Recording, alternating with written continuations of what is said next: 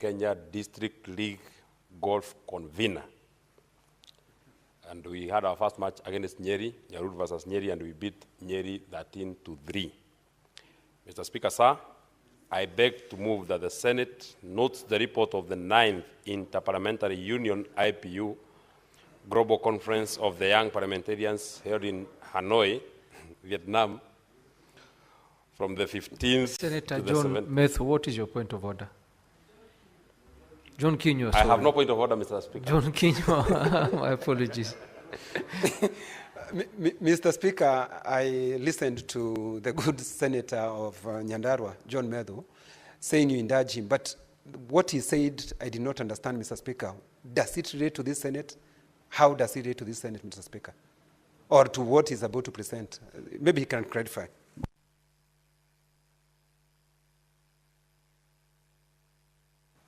Honorable Speaker, it relates to the extent that I am a senator and a member of this august House, and having gotten such a rare honor, I think it is fair that I inform the Senate that I have gotten that opportunity right from Honorable Kanini Kega. Now it has now come to the Senate, and also have even gone further to explain that in my leadership, we have started on a very positive note, that we have beaten Nyeri 13 sets to 3 is a very, very rare feat. And Honorable Kenya should actually relax. The next club that we are taking on is Nanyuki, is Nyahururu versus Nanyuki, and we shall do what we can do best to Nanyuki. Honorable Speaker, I beg to move that the Senate notes the report of the 9th Interparliamentary Union IPU Global Conference of Young Parliamentarians held in Hanoi, Vietnam, from the 15th to the 17th of September 2023, laid on the table of the Senate on Tuesday, the 5th of March 2024. Mr. Speaker, sir, IPU, the World Organization of Parliaments, is a global forum for parliamentary dialogue, cooperation, and action. The Union advances democracy and assists parliaments and parliamentarians throughout the world to fulfill their mandate, and the Assembly is made up of 108 members and 15 associate members. IPU facilitates parliamentary debate, dialogue, and cooperation. It also promotes and defends democracy and the rule of law, while also assisting parliaments in coping with growing international agenda relevant to their duties. Honorable Speaker, the IPU Assembly is the principal statutory body that expresses the views of interparliamentary union on political issues. It brings together parliamentarians to study international problems and make recommendations for parliamentary and governmental action. The Assembly meets biannual and is held each time in a different country, providing participants with an opportunity to see various national realities. Mr. Speaker, sir, the 9th Interparliamentary Global Conference of Young Parliamentarians took place on the 15th to the 17th of September 2023 in Hanoi, Vietnam. And Honorable Speaker, if you have not had an opportunity to visit Hanoi, it is an extremely beautiful city. It is actually a perfect green city. It is a city that looks like a city in a forest. The level of afforestation in that particular part of the world is breathtaking. The theme of the conference was the role of the youth in accelerating achievement of the SDGs through digital transformation and innovation. Honorable Speaker, since 2014, global conferences have addressed topical issues linked to the empowerment and have provided policy orientation in areas such as political participation, peace and security, and the Sustainable Development Goals, SDGs, social and economic inclusion, education and employment, and well-being recovery from the COVID-19 pandemic, and climate action. Mr. Speaker, sir, the 9th Conference of the Young Parliamentarians took place 8 years after the adoption of the Hanoi Declaration on the Sustainable Development Goals, turning world into action by IPU members, parliaments in 2015.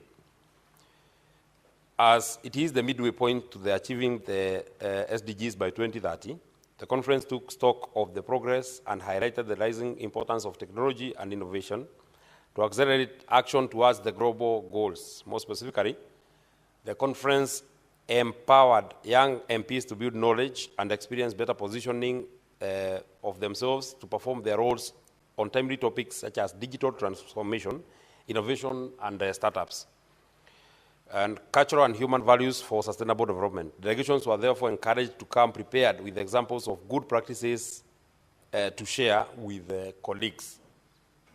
And maybe, Honorable Speaker, it is also important to say that in part of my presentation as the head of the delegation that time, we were able to share the Kenyan story, especially the Kenyan story of the M-Pesa, our digital money transfer or digital money market, Honorable Speaker, which is something that fascinates the world, that from the comfort of your seat, Honorable Speaker, in the next not more than 2, 3, 4, 5 seconds, you can be able to send as much money as you want to people in the towns of Masalani in your county.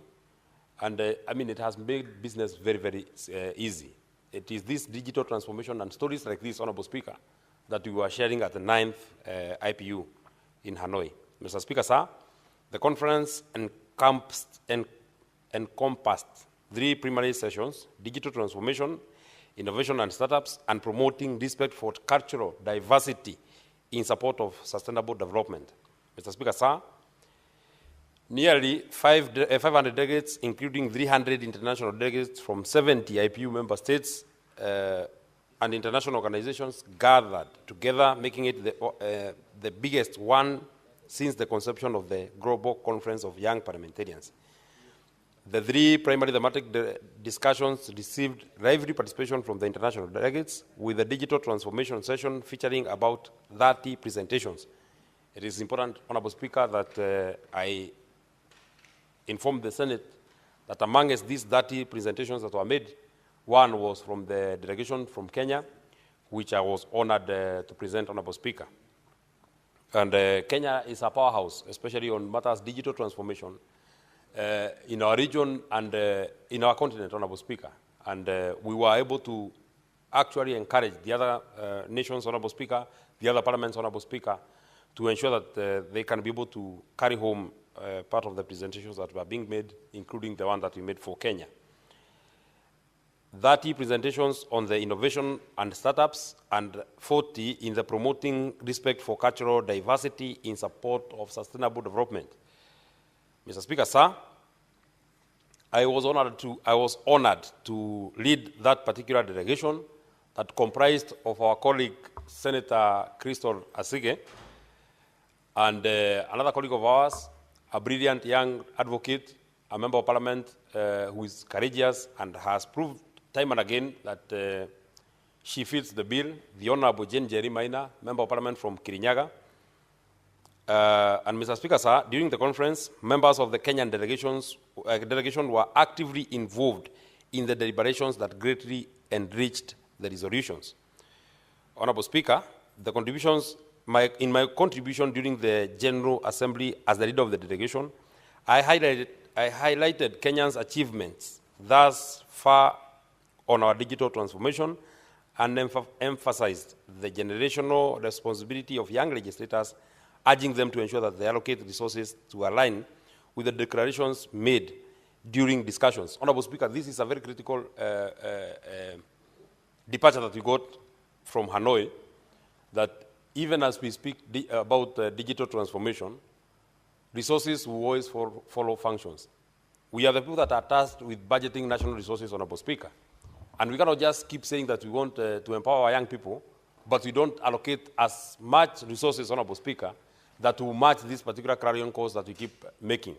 More specifically to us, Honorable Speaker, who have been given an opportunity or have been given opportunities to serve as young members of Parliament, Honorable Speaker, both from the National Assembly and from the Senate, we must endeavor to try and convince the nation, to try and convince our colleagues that even as we budget money for roads, they are important. Even as we budget money for water, it is important. Even as we continue budgeting money for capital projects, it is important. But this digital transformation and digital economy that it keeps speaking about, Honorable Speaker, we can only achieve to the extent that we want to achieve, Honorable Speaker, if we invest as much money. If we speak about the online jobs that are being done by our young people, Honorable Speaker, if we do not ensure that they have easy access to internet, Honorable Speaker, we'll be saying on one hand, but not be providing the requisite opportunities and the requisite tools of trade so that they can be able to achieve and they can be able to benefit from this particular scope of source of employment. Honorable Speaker, on behalf of the delegation, I would wish to thank the Office of the Speaker of the Senate and the clerk of the Senate for the continued support towards facilitating the activities of the Interparliamentary Union, ensuring that Kenya was well represented during that conference of young parliamentarians.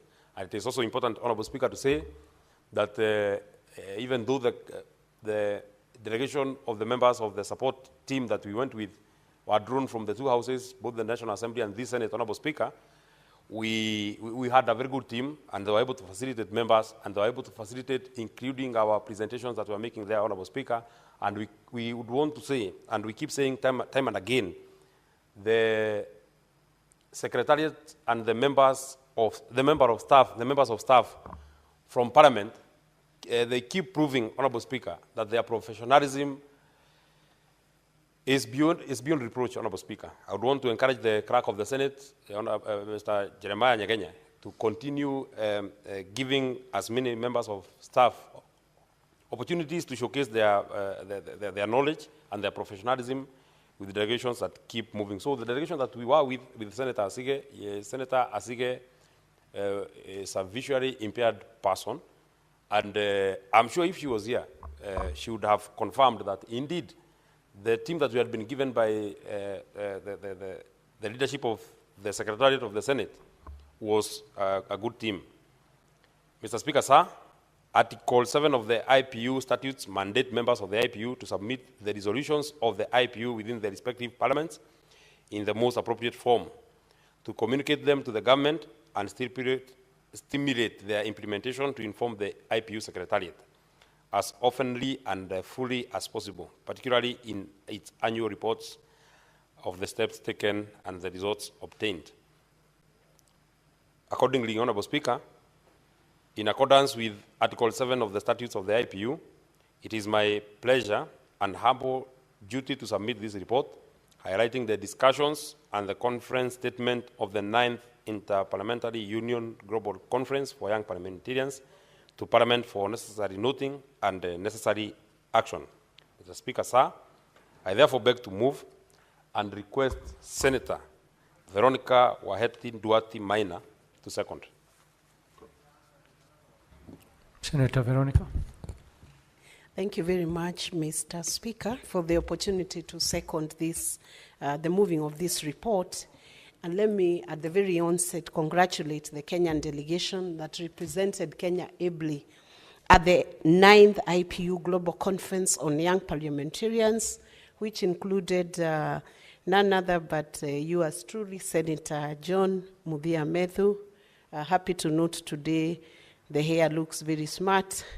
Senator Christo Asige, our very own able senator who represents persons living with disability at the Senate, Honorable Jean Jerry Minor, MP and Women Rep for Kirinyaga County, and the two delegates who are drawn from the Secretariat, both at Senate and the National Assembly.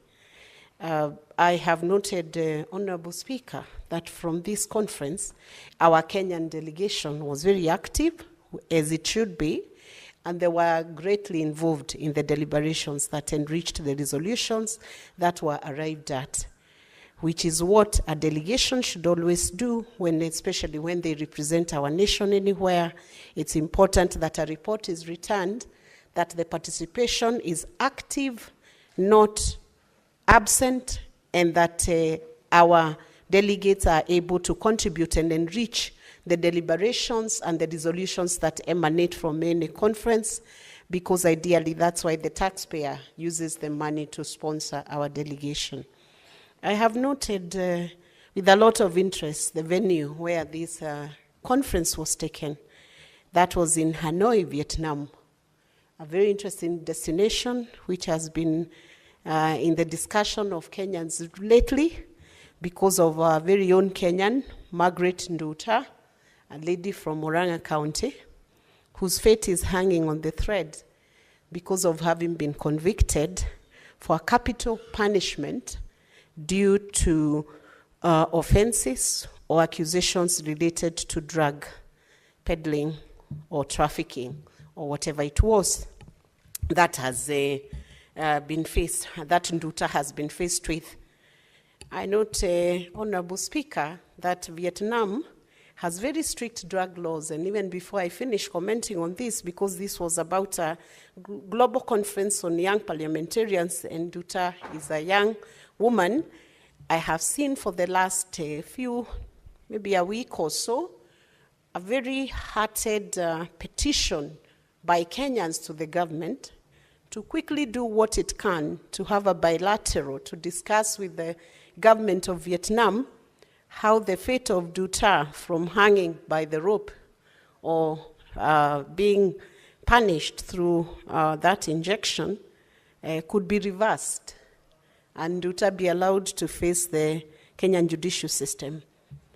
And a caution we would throw to the young people, Honorable Speaker, is that many countries and jurisdictions are very strict on drug offenses and drug charges, and it is very important for young people, when they are approached to do certain things, to be very cautious who gives them what they are carrying or what they are transporting or what suitcases they are handling when they are traveling, so that they don't find themselves in the situation that Nduta found herself in. And we want to thank the PS Foreign Affairs for taking steps to reach out to the government of Vietnam to discuss, and the fact that the punishment was delayed as the governments are discussing was important. Because we know an offense could be an offense, we do not know how the process went, but we do know that the Kenyan judicial system is also eager to enforce the criminal law jurisdiction, and I'm sure if Nduta was returned here, she would still face the Kenyan judicial system, which may be lighter for the family. So we continue to hope that the governments will discuss and see that the fate of Nduta is reviewed and that she can face the music back home.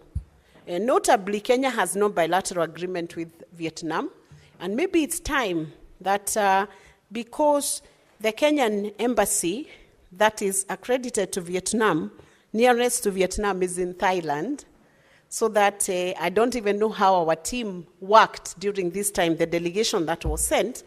They must have had a lot of difficulties because they did not have, Kenya does not have a mission down at Vietnam.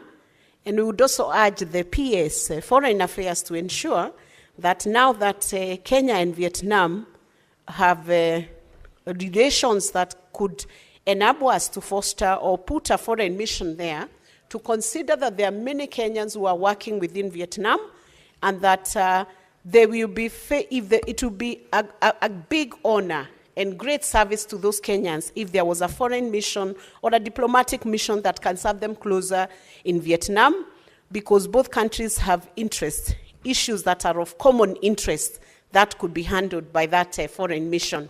And having said that, I'm wishing consolation to Nduta's family back in Murang'a. Honorable Speaker, the theme of this conference, coming back to the report, was the role of the youth in accelerating the achievement of the SDGs through digital transformation and innovation.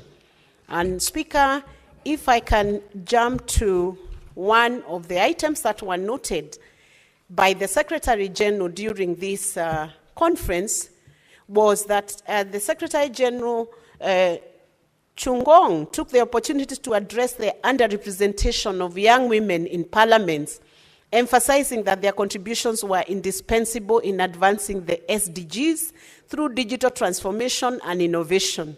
He underscored the crucial role of young women and called for increased effort to ensure their meaningful participation in parliamentary processes. The reason why the young women were singled out, Honorable Speaker, must have been because it is very easy for women to be left behind in digital transformation. And Honorable Speaker, it's my view that as our systems get more digitized, become more technologically efficient, it's important that women are carried along. In fact, Honorable Speaker, if you look at what is happening now, commerce has gone digital, trading has gone digital, Honorable Speaker, and everything, even the service delivery by governments has gone digital.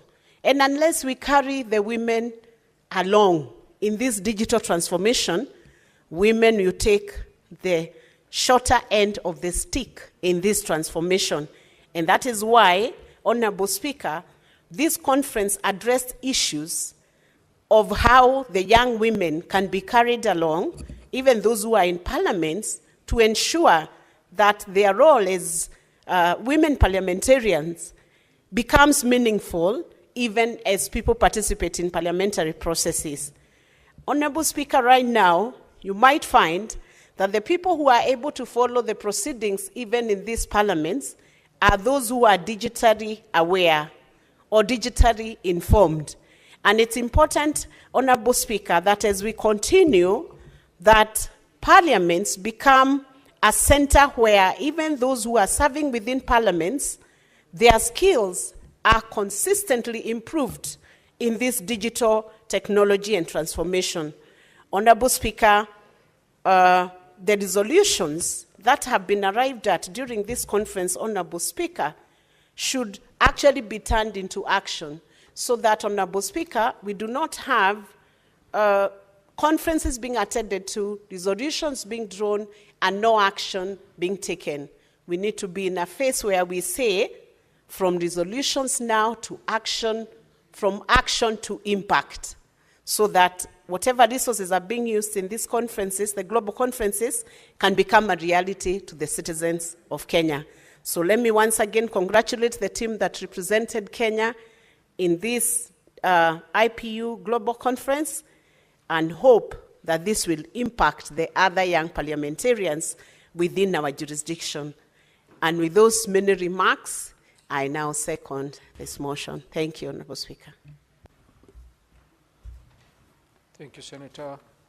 Honorable Senators, I propose the question that the Senate notes report of the 9th Interparliamentary Union Global Conference of Young Parliamentarians held in Hanoi, Vietnam from 15th to 17th September 2023, laid on the table of the Senate on Tuesday, 5th March 2024.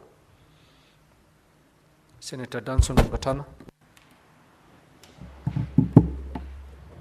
Mr. Speaker, I want to thank you very much for giving me the opportunity to make my contribution in this report. Mr. Speaker, first of all, I want to acknowledge the work of the head of delegation and his leadership.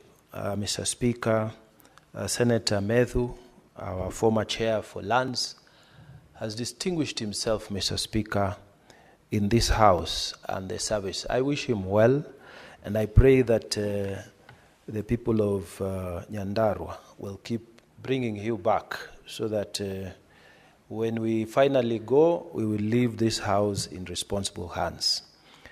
Mr. Speaker, the primary sessions that were held during these IPU sittings, there was a session on digital transformation. There was a session in innovation and startups, and there was a session on promoting respect for cultural diversity in support of sustainable development. Mr. Speaker, one of the comments that Senator Methu made there as head of delegation was that we need to support the resolutions that are passed there with resources so that what is reflected there becomes a reality in this country. Mr. Speaker, I'm happy to say that on digital transformation, the government of President Ruto has done something remarkable. Because, Mr. Speaker, for the first time in many years, we have had an administration that has been speaking about digital transformation and then digital economy and pushing that idea. Mr. Speaker, in our own county, when the president visited there last month, we were able to launch through the Member of Parliament for Galole, one of the digital innovation centers. Mr. Speaker, there were young people there who are in Hola and who gave testimony that we finished university. And I personally listened to one of the ladies. I finished university, I wasn't getting a job, so when I heard there was an innovation center, I came to Hola and I started participating, and now I'm able to get something at the end of the month because of the jobs that I'm getting.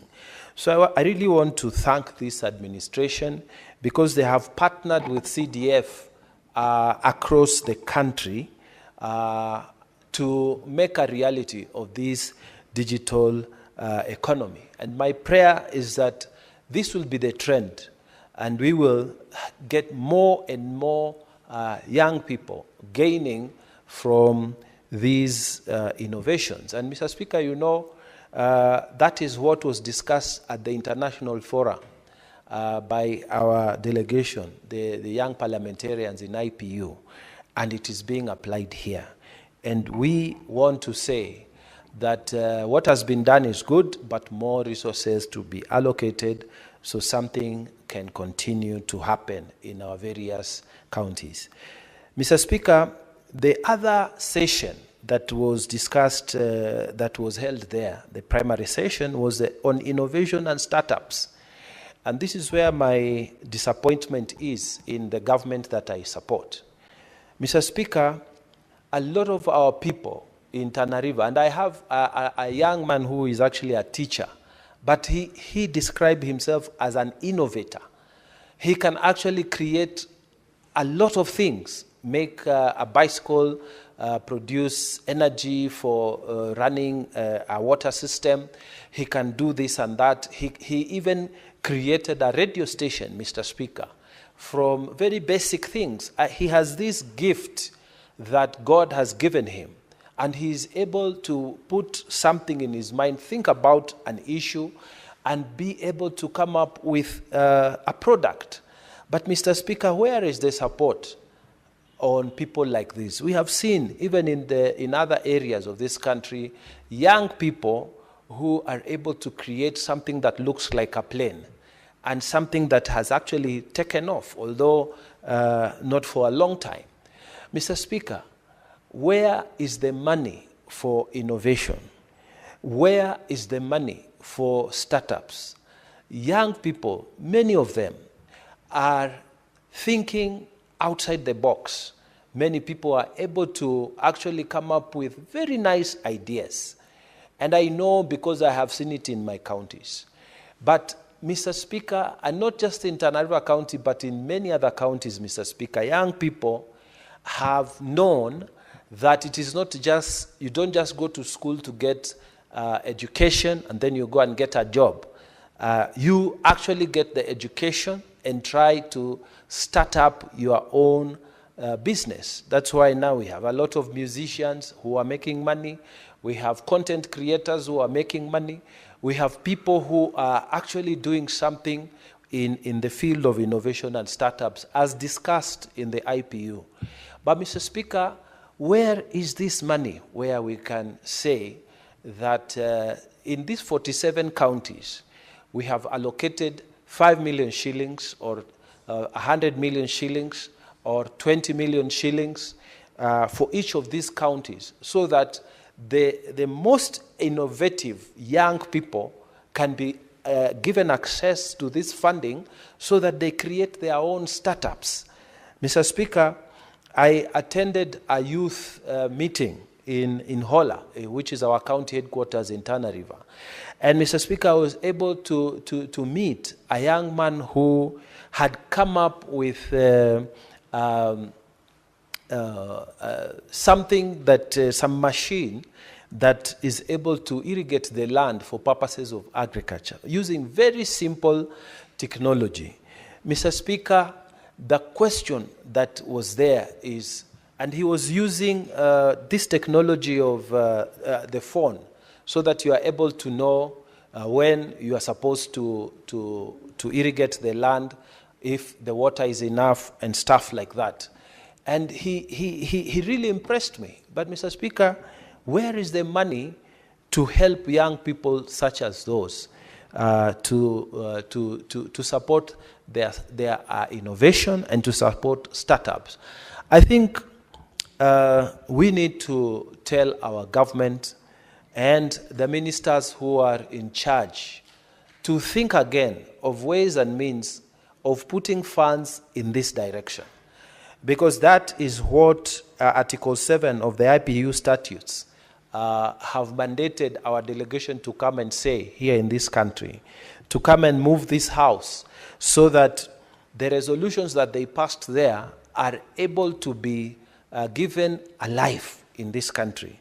And therefore, as we debate this matter in this Senate, we are asking the Minister in Treasury and the relevant sector minister who is in the microeconomic sector to please come up with a fund that is specifically for youth that can be able to support our youth across the counties. I know, Mr. Speaker, that many counties have come up with funds to support business in general. But here, I'm speaking about funds that will support innovation, specifically. Funds that will support startups, specifically. Requesting this both from the national government and our county governments, so that our young people can be given opportunities to also make a living from this economy and even the economy that is available within the internet. So, Mr. Speaker,